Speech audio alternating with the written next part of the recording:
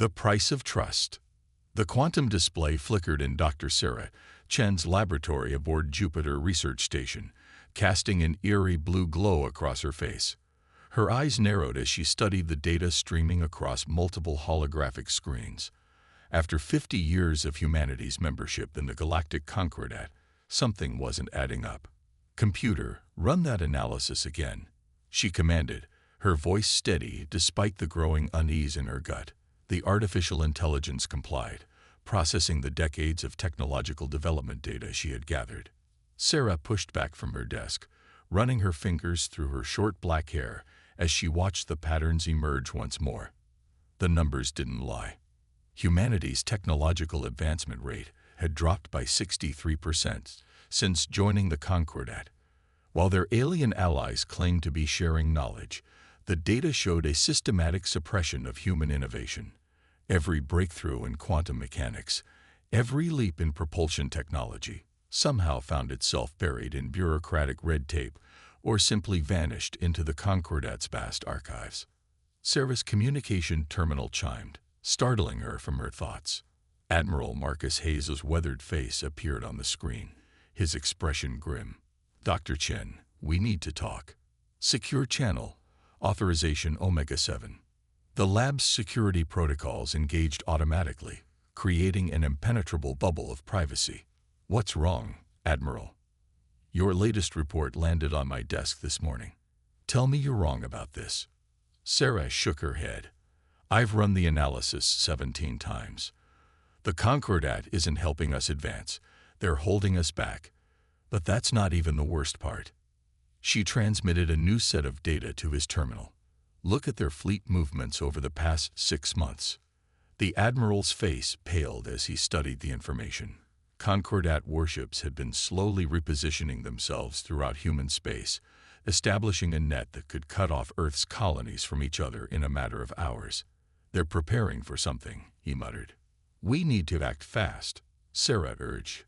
"I've detected unusual energy signatures from their ships. They're carrying weapons that don't match any registered Concordat technology.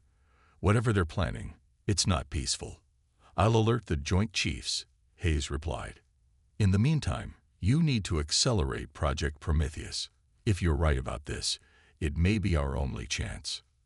The transmission ended, leaving Sarah alone with the weight of her discovery. She turned to the sealed laboratory adjacent to her office, where the prototype quantum shield generator hummed softly. It was humanity's secret weapon, developed right under the Concordat's nose by disguising it as basic energy research. Across the solar system, the first signs of betrayal were already emerging. On Mars Colony, Governor Diana Wallace received reports of Concordat peacekeepers establishing new bases without authorization. On Europa, mining operations reported mysterious shutdowns of critical equipment, always preceded by Concordat inspection visits. In the diplomatic quarter of New Geneva on Earth, Ambassador Michael Chen, no relation to Sarah, noticed the subtle shift in how his alien counterparts treated human representatives. The usual diplomatic courtesies became strained, conversations ended abruptly when he approached, and trade negotiations started falling apart for inexplicable reasons. Unknown to the Concordat, humanity wasn't as defenseless as they appeared.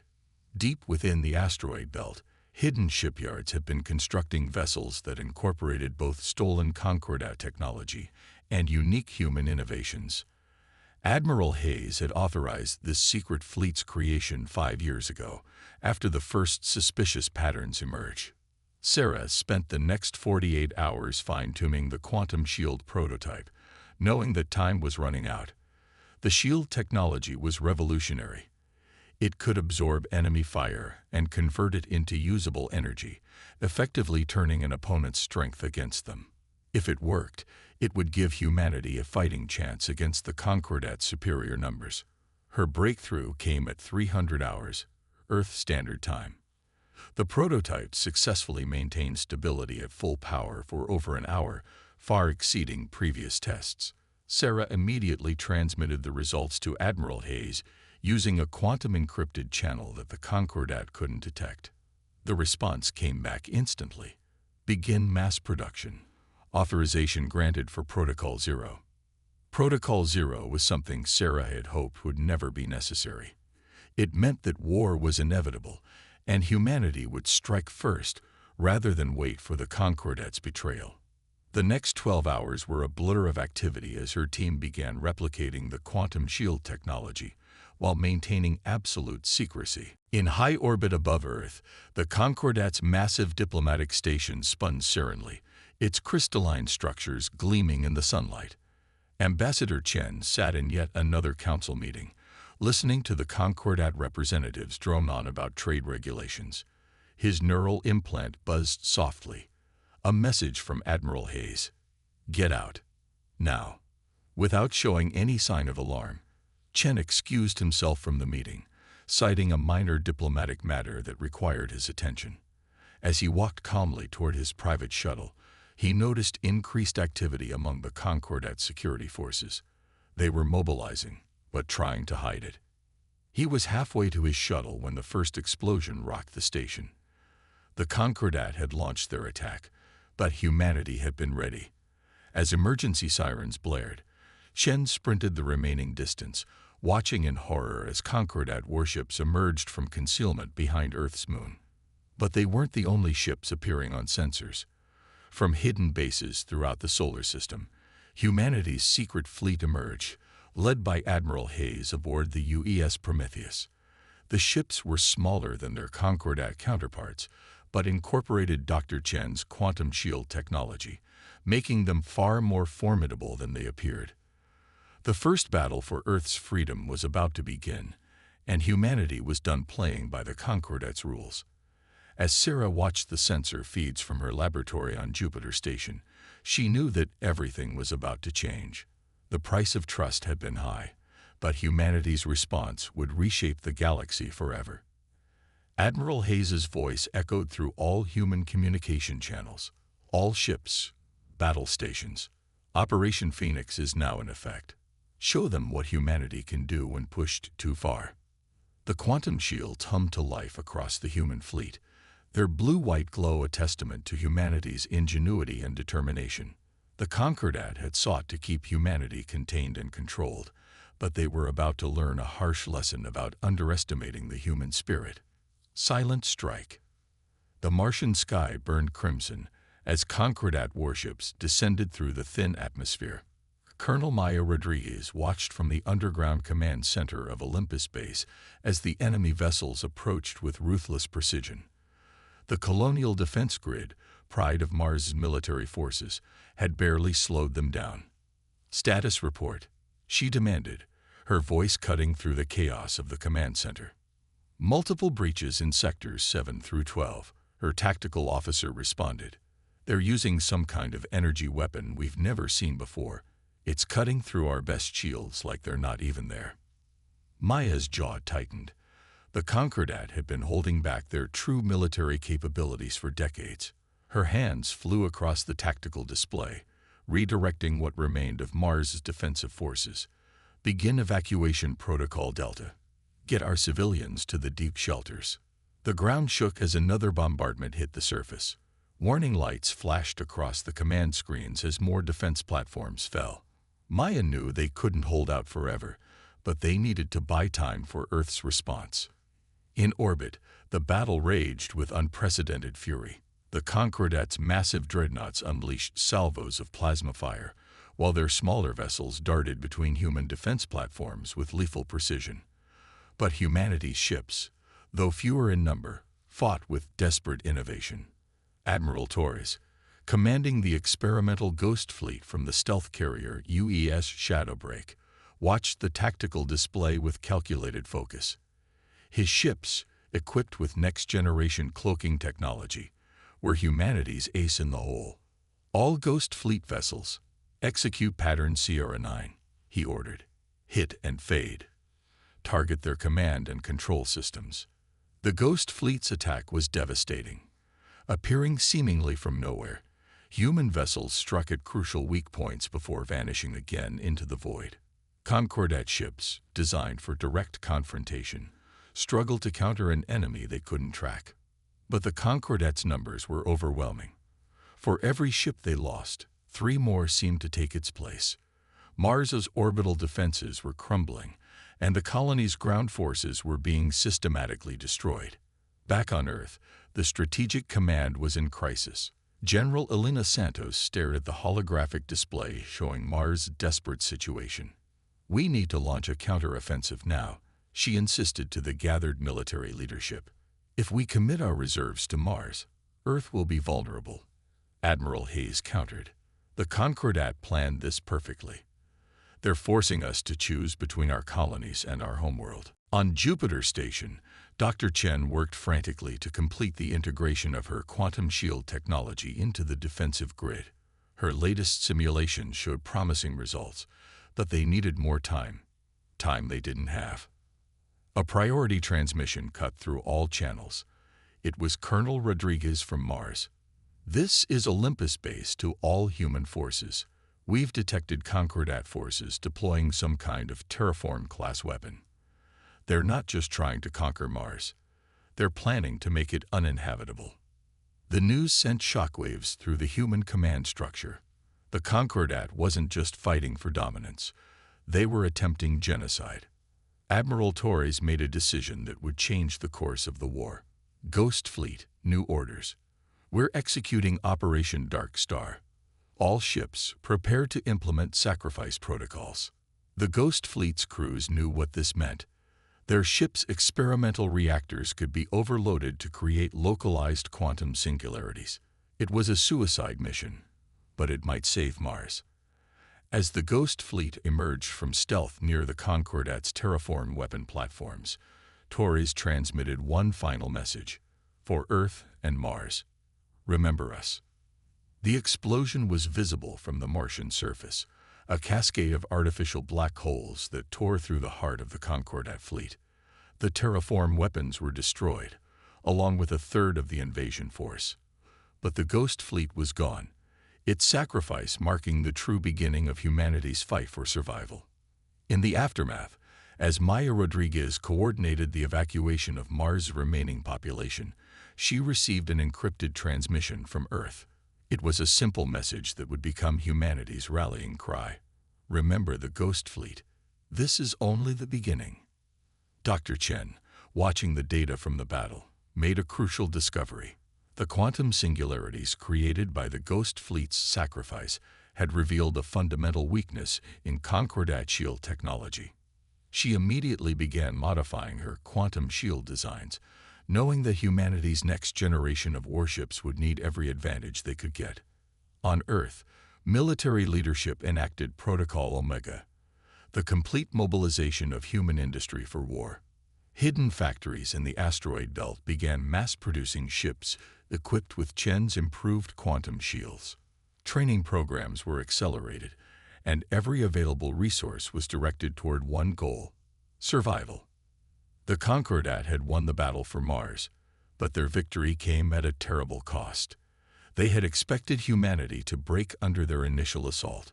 Instead, they had created an enemy that would never forget and never surrender. As the last civilian ships escaped Mars' gravity well, protected by the remnants of Earth's defense fleet, humanity's resistance took shape. Admiral Hayes, coordinating from a hidden command center beneath the lunar surface, began implementing a strategy that would transform the scattered human forces into a guerrilla army capable of striking the Concordat where they least expected. The silent strike had failed to break humanity's spirit. Instead, it had forged it into something stronger, more determined, and infinitely more dangerous. The real war was about to begin. Project Phoenix. 3 months after the fall of Mars, Dr. Sarah Chen stood in the heart of Project Phoenix's underground facility on Europa.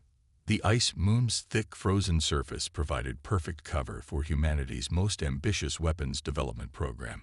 Around her, dozens of engineers and scientists worked tirelessly on what she believed would change the course of the war. "The quantum resonance matrix is stable," she announced, studying the holographic display of their latest test. "The shield doesn't just absorb energy anymore, it redirects it." The assembled team watched as the simulation showed a Concordat plasma beam striking the new shield system, its energy captured and channeled into a devastating counterattack. Deep within the asteroid belt, Admiral Hayes oversaw the secret construction of humanity's new fleet. The shipyards, carved into the hearts of massive asteroids, worked around the clock. Each vessel incorporated Chen's breakthrough technology, along with other innovations born from desperate necessity. How soon until the first battle group is ready? Hayes asked the holographic projection of his chief engineer. 2 weeks for the first wave, Admiral. The Phoenix-class destroyers are unlike anything we've built before. The Concordat won't know what hit them. On occupied Mars, the resistance movement led by Colonel Rodriguez had evolved into a sophisticated intelligence network. Her teams, hidden in abandoned mining tunnels, tracked Concordat movements and tested their defenses. The data they gathered was transmitted to Earth through quantum-entangled communicators that the aliens couldn't detect. Maya's latest report confirmed their suspicions. The Concordat was preparing for their final push toward Earth, but they had grown overconfident, believing humanity's spirit broken after Mars's fall. They hadn't noticed the small disappearances, key components and materials vanishing from their supply lines, stolen by human agents to support Project Phoenix. In her lab on Europa, Sarah worked to integrate the quantum shield technology with a new type of weapon system. The breakthrough had come from studying the Ghost Fleet's final sacrifice. The artificial singularities had revealed that Concordat ships were vulnerable to quantum-level disruptions. "Begin final integration sequence," she ordered. The prototype weapon hummed to life, its core glowing with contained energy. If it worked, they could target the fundamental forces holding Concordat ships together. Their own shields would become their greatest weakness. Admiral Hayes received the confirmation he'd been waiting for. Project Phoenix was ready. He transmitted the activation codes to the hidden fleet, watching as ships emerged from their asteroid hideaways. The vessels were sleek and dangerous, their hulls incorporating metamaterials that absorbed scanning beams. All Phoenix fleet vessels, this is Admiral Hayes. Operation Resurrection begins now. Remember Mars. Remember the Ghost Fleet. Today we show the Concordat that humanity will not go quietly into the night. The counteroffensive began with a precision strike on the Concordat's main supply line to Mars.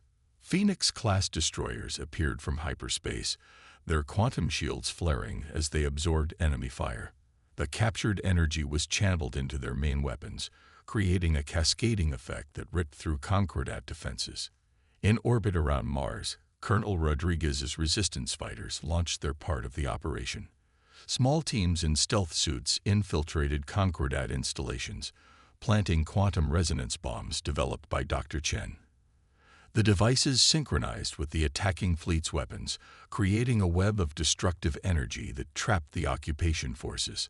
The Concordat responded with massive reinforcements, but for the first time, they faced an enemy that could turn their own power against them. Every shot absorbed by the quantum shields made humanity's weapons stronger. The Phoenix fleet danced through space, striking and vanishing, each attack precisely calculated for maximum effect. Dr. Chen monitored the battle from Europa, collecting data on shield performance. The quantum resonance network was working better than she'd hoped, creating feedback loops that overwhelmed Concordat systems. But she also saw something unexpected, patterns in the enemy's response that suggested they were adapting. "Admiral," she transmitted urgently, "they're learning. The Concordat ships are modifying their weapon frequencies. We need to adjust our shield harmonics." Hayes acknowledged the warning, ordering the fleet to implement Chen's modifications. The battle had become a race between human adaptability and Concordat technological superiority. But humanity had one advantage. They were fighting for survival, while the Concordat fought merely for control. The turning point came when a Phoenix-class destroyer, the UES Vindication, successfully executed the first quantum mirror maneuver. The ship absorbed a massive energy blast from a Concordat dreadnought, channeled it through its enhanced shields, and returned it with devastating precision. The dreadnought's own energy tore it apart from within. As news of the victory spread through human space, Resistance cells on other occupied worlds began to rise. The Concordat found itself fighting not just a military force, but an entire species that refused to submit. Every human colony, every outpost, became a potential threat. Project Phoenix had given humanity more than new weapons. It had given them hope. The quantum shield technology proved that humans could not only match Concordat technology but surpass it. Each battle provided new data, leading to rapid improvements and innovations. Maya Rodriguez, watching from the surface of Mars as Concordat ships burned in orbit, sent a message to Earth. The red planet remembers, and now it's time for payback. The liberation of Mars had begun, and with it, the real test of Project Phoenix. The war was far from over, but humanity had shown that it could not only survive but fight back. The Concordat's greatest mistake had been assuming that humans would break under pressure. Instead, they had adapted, evolved, and emerged stronger. The turning tide. The red sands of Mars swirled around the advancing human forces as they pushed toward Olympus Base. Colonel Maya Rodriguez, now general, led the ground assault while the Phoenix fleet engaged Concordat forces in orbit. The quantum shields that had once been experimental technology were now humanity's greatest weapon. All units, prepare for synchronized assault, Maya commanded. Her forces had spent months preparing for this moment, using the underground tunnels of Mars to position themselves perfectly. Above, Admiral Hayes coordinated the space battle with precision, born from countless engagements. The Concordat had fortified Mars extensively, believing it would serve as their forward base for the conquest of Earth. They hadn't counted on humanity's ability to innovate under pressure. Dr. Chen's latest breakthrough had given the resistance fighters personal quantum shield generators, allowing them to withstand bombardment that would have previously annihilated them. In orbit, the Phoenix fleet executed complex maneuvers that would have been impossible months ago. The ships moved in perfect synchronization, their quantum shields creating a network of energy that trapped Concordat vessels in a web of their own power. Admiral Hayes watched from the bridge of the UES Prometheus as enemy ships tried desperately to break free. "Execute Protocol Avalanche," he ordered. The Phoenix fleet's formation shifted, concentrating their shields to create a quantum resonance cascade. The effect was devastating. Concordat ships found their own energy weapons reflected back at them from multiple directions simultaneously. On Europa, Dr. Chen monitored the battle through quantum-entangled sensors. The data flowing across her screens confirmed what they had theorized. The Concordat's technological advantage was being systematically neutralized, but something in the enemy's behavior caught her attention. "Admiral," she transmitted, "they're falling back too easily. This isn't their full force." Hayes had noticed it too. The Concordat fleet was retreating from Mars with less resistance than expected. Either they had grown afraid of human capabilities, or this was part of a larger strategy. He didn't intend to wait to find out. "All ships, press the advantage," he commanded. "Don't let them regroup." "General Rodriguez, how's the ground battle progressing?" Maya's response came through clear despite the sounds of combat in the background. "We've secured Olympus Base and 3 major population centers. But Hayes, you need to see what we found in their command center." The data she transmitted chilled him to the bone. The Concordat hadn't been using Mars simply as a forward base. They had been studying human physiology, preparing for something far worse than military conquest. They planned to alter the human genome itself, creating a subspecies that would be permanently subservient. "Dr. Chen," Hayes transmitted, "are you seeing this?" Sarah's response was immediate. "Already analyzing it, Admiral. They've underestimated us again. This research, we can use it, not for their purposes, but to make ourselves stronger." The liberation of Mars continued as humanity's forces pushed the Concordat back from every stronghold. The aliens found their carefully prepared defenses turned against them by humans who had learned to adapt their own technology in ways they had never imagined. Maya led her troops through the domes of New Armstrong City, the largest human settlement on Mars. The Concordat had transformed it into a fortress, But they hadn't counted on the determination of humans fighting to reclaim their home. As quantum shield generators created safe corridors through enemy fire, her forces systematically cleared every building and tunnel. In orbit, the battle reached its climax as Admiral Hayes sprung his trap. The retreating Concordat ships found themselves caught between the main Phoenix fleet and a second battle group that had been hiding in the asteroid belt. The quantum shields of both fleets linked together, creating a sphere of energy that contained the enemy fleet. All ships, execute final attack pattern, Hayes ordered. The Phoenix fleet moved with perfect coordination, their weapons synchronized to create a cascade of quantum disruptions. Concordat ships began to break apart as their own energy was turned against them at the subatomic level. The victory at Mars marked more than just the liberation of a colony. It showed that humanity could not only resist the Concordat, but defeat them decisively. As news spread through human space, other colonies began to rise up. The quantum shield technology was shared with resistance fighters everywhere, turning every human settlement into a potential fortress. Dr. Chen's analysis of the captured Concordat research led to another breakthrough. They were right to fear us, she told Hayes and Maya during a secure briefing. Human adaptability isn't just behavioral, it's genetic. We can change faster than they can, integrate new technologies more effectively. That's why they wanted to modify our genome. The implications were staggering. Humanity wasn't just fighting back, they were evolving through the conflict, becoming something new. The quantum shields were just the beginning. Already, Dr. Chen's team was developing new technologies that merged human adaptability with captured Concordat science. Admiral Hayes stood on the bridge of the Prometheus, watching as human ships secured Mars orbit. The planet below was scared by battle but unbowed. The Concordat had thought they were dealing with a minor species that could be easily controlled. Instead, they had awakened a force that would reshape the galaxy. "Send word to Earth," he ordered. "Mars is free, and we're not stopping here." The message that spread through human space was clear. The tide had turned. The Concordat's attempt to subjugate humanity had instead forced them to advance centuries beyond their previous capabilities. Now, with Mars liberated and their forces in retreat, the alien alliance faced a terrible realization.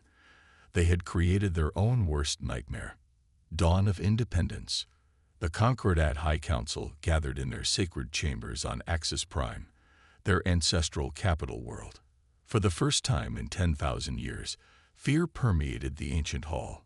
Holograms displayed the steady advance of human forces across what had once been Concordat space, system after system falling to the species they had tried to subjugate. On Earth, Admiral Hayes and Dr. Chen stood before the United Earth Defense Council, presenting their plan for the final offensive. The quantum shield technology had evolved far beyond its original design, now capable of not just redirecting energy, but manipulating space-time itself. "The Concordat believes they can wait us out," Hayes explained, gesturing to the strategic display. "They think their superior numbers will eventually overwhelm us, but they don't understand what they've created." Dr. Chen stepped forward, activating a simulation of their new flagship, the UES Phoenix Rising.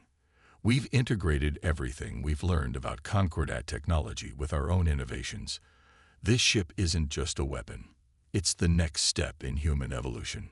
The Phoenix Rising represented humanity's response to centuries of suppression. Its quantum shields could now create corridors through spacetime, allowing it to strike anywhere in Concordat territory instantly. The ship's AI, built from the combined experiences of every battle fought so far, could predict and counter enemy tactics before they were even implemented. General Rodriguez, commanding the ground forces that had liberated 3 Concordat worlds in the past month, transmitted her support for the plan. "Their empire is built on controlling other species," she reported. "We've been sharing our shield technology with other suppressed civilizations. The Concordat isn't just fighting humanity anymore. They're facing a revolution."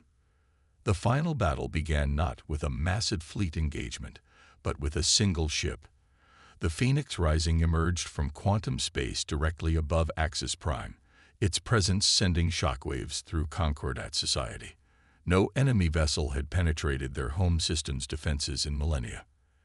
Admiral Hayes stood on the bridge, Dr. Chen at his side, as they broadcast their message across all frequencies. For centuries, you controlled us, suppressed us, tried to reshape us into your servants.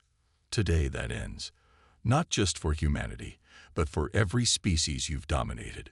The Concordat's response was predictable. They launched everything they had at the single human ship. But the Phoenix Rising's quantum shields had evolved beyond mere defense. Every energy blast, every torpedo, every weapon fired at the ship was absorbed and redirected, creating a storm of power that lit up the system like a new sun.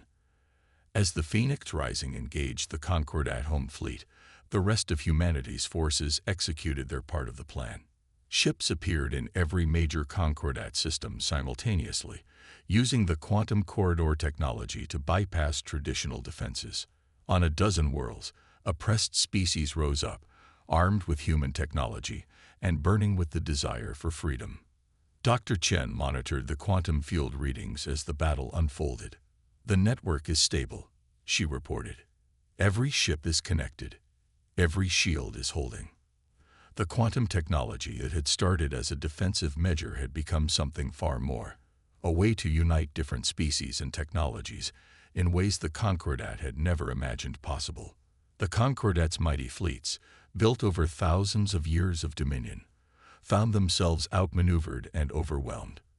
Their rigid hierarchy and unchanging tactics were no match for human adaptability combined with quantum technology. System by system, their empire began to crumble. In the end, it wasn't a military victory that ended the war, but a revolution from within. Inspired by humanity's example, member species of the Concordat began demanding independence. The quantum shield technology had shown them that cooperation and adaptation were stronger than control and suppression. The Concordat High Council, faced with total collapse, sued for peace. Their terms were simple: immediate independence for all member species and the dissolution of their empire. Humanity, as the catalyst for this transformation, would help guide the transition to a new galactic order. Admiral Hayes stood in the ancient council chamber, now as an equal rather than a supplicant. "The age of the Concordat is over," he declared. "But this isn't just a human victory. This is the dawn of something new.